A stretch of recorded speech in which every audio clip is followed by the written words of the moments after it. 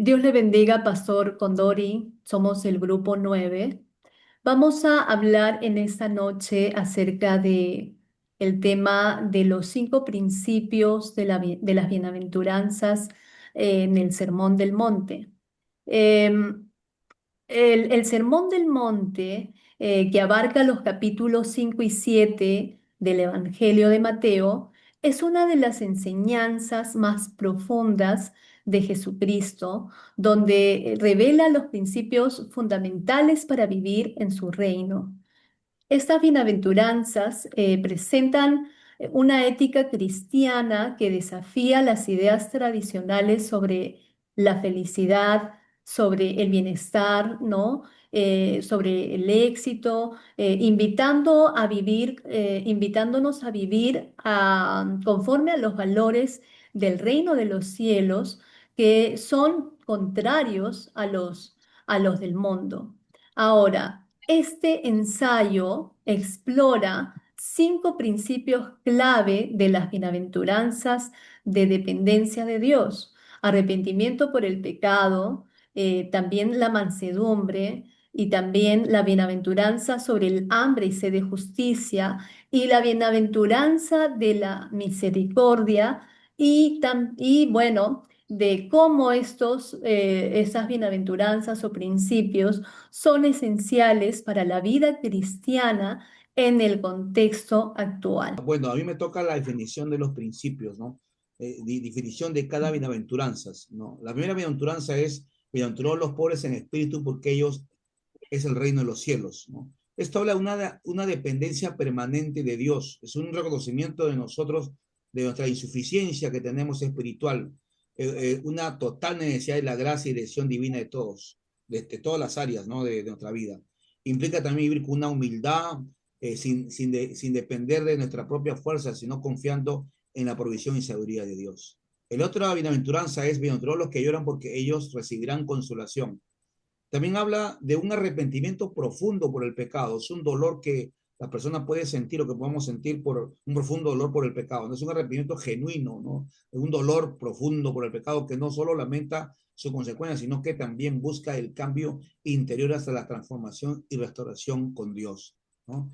Como tercera bienaventuranza es bienaventurados los mansos, porque ellos heredarán la tierra, ¿no? Eso, bueno, la mansedumbre y la humildad en el corazón es importantísimo. Ese es más que todo significa, ¿no? La mansedumbre y la humildad en el corazón es la disposición a someterse a la voluntad de Dios sin recurrir a la venganza o el orgullo, ¿no? Manejando el poder con humildad. Es una fortaleza bajo control, ¿no? Reflejada en una actitud pacífica y servicial. El cuarto principio es sobre la bienaventuranza, lo que tienen hambre y sed de justicia, porque serán saciados. El hambre y sed de justicia es un anhelo profundo, urgente, ¿no? Que sentimos vivir conforme a la voluntad de Dios y ver su justicia manifestada en el mundo, ¿no? Porque tanta injusticia, entonces, cuando uno siente ese deseo, tanto en lo personal como en lo social. Y el último es bienaventurados los misericordiosos, porque ellos alcanzarán misericordia, ¿no? Y la misericordia es una acción concreta de mostrar compasión y perdón a aquellos que no lo merecen, ¿no? Buscando aliviar su sufrimiento y extender la gracia divina hacia ellos. Bueno, mi aporte. Amén, pastor, gracias. La relevancia de los principios, los pobres, la bienaventuranza de los pobres en espíritu. eh, Rescatamos acá algunos puntos, eh, 3 puntos importantes, ¿no? La humildad y dependencia espiritual. Que no quiere, no se trata que no se trata de la pobreza material, sino de reconocer nuestra insuficiencia espiritual y nuestra dependencia de la gracia de Dios. También otro punto importante dentro de esta bienaventuranza de los pobres en espíritu, encontramos la incompatibilidad con la autosuficiencia. La autosuficiencia humana es incompatible con el reino de Dios, ya que no podemos vivir conforme a su voluntad sin Él. Otro punto importante también es la condición para el reino de los cielos. Solo aquellos que reconocen su pobreza espiritual reciben el reino de los cielos como promesa.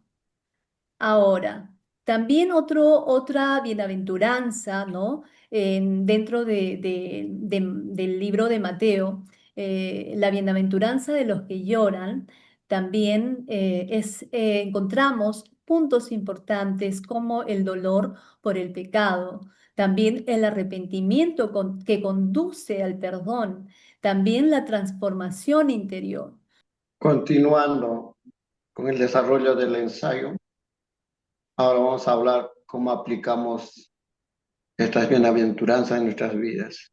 Empezamos con el primero, cómo aplicamos la pobreza en espíritu, reconociendo que sin Dios no somos nada, no podemos ser ni obrar, humillándonos, dejar de ser autosuficiente, dependiendo de Dios, guiados por su Espíritu Santo en cada momento, en cada decisión, en la vida que tomamos. Ejemplo, tenemos el publicano, que lo ora, reconoce su pecado y es justificado. Continuando, ¿cómo aplicamos el llanto y la consolación? Entendiendo el llanto es la acción de llorar y sentir tristeza por la injusticia, obrando con compasión por el prójimo, confiando y consolándonos en Dios que nos da la esperanza de su promesa, orando y pidiendo consuelo de su justicia, que obre por los perdidos sin esperanza. Ejemplo, tenemos la muerte de Lázaro, donde Jesús llora, y las hermanas de Lázaro también. ¿Cómo aplicamos la mansedumbre y la herencia de la tierra? Aceptando la voluntad de Dios en las pruebas y guardar nuestro corazón en pureza y en santidad.